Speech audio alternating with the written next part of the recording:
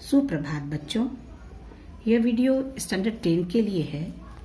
मैं आप लोगों को दो कलाकार पढ़ा रही हूँ। आज मैं आप लोगों को दो कलाकार पाठ से कुछ अवतरण लूंगी। उससे संबंधित जो प्रश्न बनते हैं उसका मैं हल करूंगी, बताऊंगी। आप लोग ध्यान से सुनिए। आप लोग के पास अभ्यास पुस्तिका होगी। अभ्यास पुस्तिका में पेज नंबर 91 उसे खोलिए और नंबर 1 अवतरण को देखिए और यहाँ पे लिखा है प्रश्नों के संक्षिप्त उत्तर दीजिए। यानी प्रश्नों के उत्तर जो है संक्षेप में लिखना है। अरे यह क्या, इसमें तो सड़क, आदमी, ट्राम, बस, मोटर, मकान सब एक दूसरे पर चढ़ रहे हैं, मानो सबकी खिचड़ी पकाकर रख दी हो।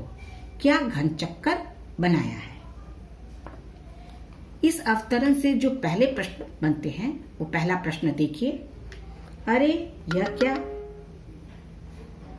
वाक्य का वक्ता और श्रोता कौन है, उपर्युक्त कथन का संदर्भ स्पष्ट कीजिए। तो इसका उत्तर होगा कि वाक्य का वक्ता अरुणा है तथा श्रोता चित्रा है।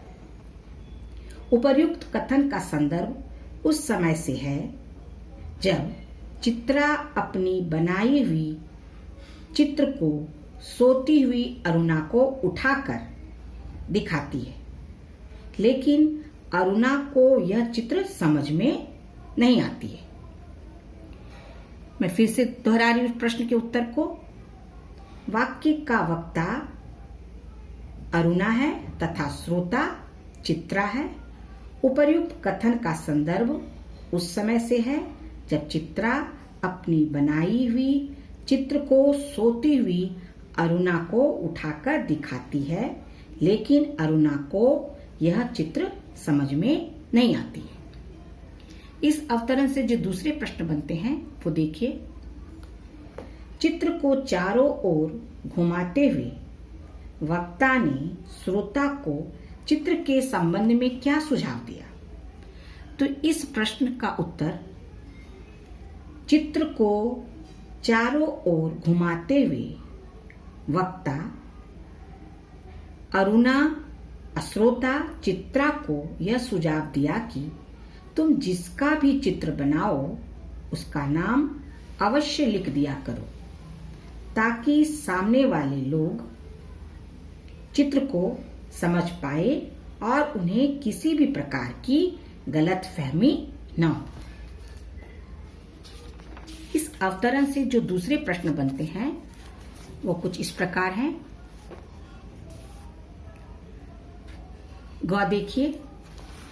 खिचड़ी पकाकर और घन चक्कर शब्दों का आशय स्पष्ट करते हुए बताइए कि इनका प्रयोग किस संदर्भ में किया गया है और क्यों।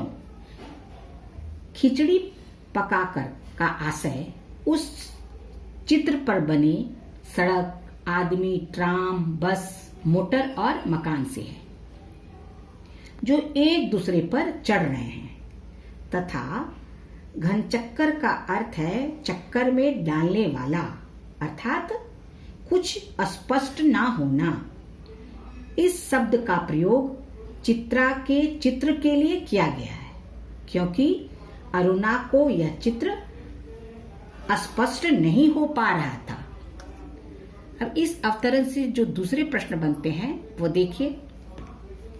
श्रोता ने अपने चित्र को किसका प्रतीक बताया, वक्ता ने उसकी खिल्ली किस प्रकार उड़ाई।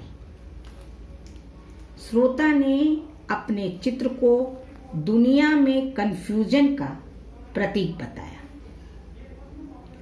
वक्ता अरुणा को कुछ समझ में न आने के कारण वह चित्रा का उपहास करती है और कहती है कि मुझे तो तेरे दिमाग के कंफ्यूजन का प्रतीक नजर आ रहा है।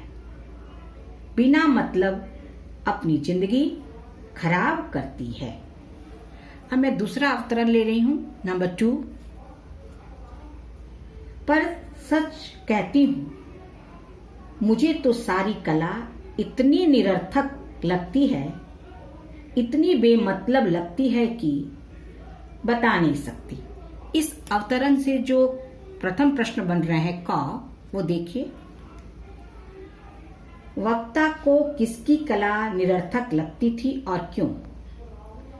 वक्ता को चित्रा की कला निरर्थक लगती थी क्योंकि वक्ता के अनुसार ऐसी कला का क्या काम जो आदमी को आदमी न रहने दे। रंग और तुलिकाओं में समय बर्बाद करने के बदले यदि चित्रा समाज कल्याण का काम करे तो अच्छा होगा, क्योंकि उसके पास धन और सामर्थ्य दोनों है। अब इस अवतरण से जो दूसरे प्रश्न बन रहे हैं वो देखिए। वक्ता ने उसकी कला पर व्यंग करते हुए क्या कहा और उसे क्या सलाह दी? वक्ता ने चित्रा की कला पर व्यंग करते हुए यह कहा कि ऐसी कला का क्या काम जो आदमी को आदमी न रहने दे। वक्ता चित्रा को यह सलाह देती है कि कागज पर उन निर्जीव चित्रों को बनाने की वजह 2-4 की जिंदगी संवार दे। अब इस अवतरण से जो तीसरे प्रश्न बनते हैं वो देखिए। वक्ता की बात पर श्रोता ने क्या प्रतिक्रिया व्यक्त की और क्यों? वक्ता की बात पर श्रोता ने कहा कि समाज सेवा, समाज कल्याण का काम तो वह मनोज और अरुणा के लिए छोड़ दिया है। चित्रा को समाज सेवा में कोई रुचि न थी, बल्कि उसे विदेश में अपने चित्रों के द्वारा नाम कमाने में रुचि थी। अब इस अवतरण से जो दूसरे प्रश्न बनते हैं वो देखिए। आपके अनुसार सच्ची कला की क्या पहचान है? अलग अलग बच्चों का इसका उत्तर भिन्न भिन्न होगा। इस कहानी में ऐसे दो कलाकारों या दो सहेलियों का चित्रण किया गया है जिसका उद्देश्य एक दूसरे से भिन्न है। मेरे अनुसार सच्ची कलाकार वही है जो दूसरों की भलाई करे, समाज का कल्याण करे, निर्जीव चित्रों को बनाने की वजह जीवित प्राणियों का कुछ भला करे। इसके अलावा कुछ अन्य अवतरण भी आते हैं परीक्षा में, उस पर थोड़ा ध्यान दीजिए, उसका अभ्यास कीजिए। नंबर 1 देखिए। आज चित्रा को जाना था। अरुणा सवेरे से ही उसका सारा सामान ठीक कर रही थी। एक एक करके चित्रा सबसे मिल आई। इस अवतरण से जो प्रश्न बनते हैं नंबर क देखिए। चित्रा को कहाँ जाना था और क्यों? तो लिखिएगा कि प्रस्तुत गद्यांश के अनुसार चित्रा को विदेश जाना था क्योंकि वह अपनी चित्रकला को और निखारना चाहती थी तथा अपने द्वारा बनाए गए चित्रों की वहां प्रदर्शनी लगाना चाहती थी। अब इस अवतरण से दूसरे प्रश्न देखिए। अरुणा कौन थी? उसके चरित्र की विशेषताओं पर प्रकाश डालिए। तो अरुणा चित्रा की सहेली थी। वह और चित्रा एक साथ हॉस्टल में रहकर पढ़ाई करती थी। वह एक समाज सेविका थी। वह भावुकता और संवेदनशीलता तथा अन्य मानवीय गुणों को धारण किए हुए थी, उसके अंदर थी। नंबर 3 देखिए। चित्रा देर से क्यों आई? गद्यांश के आधार पर स्पष्ट कीजिए। जो गद्यांश मैं दी हूं ना उसी के आधार पर आपको स्पष्ट करना है।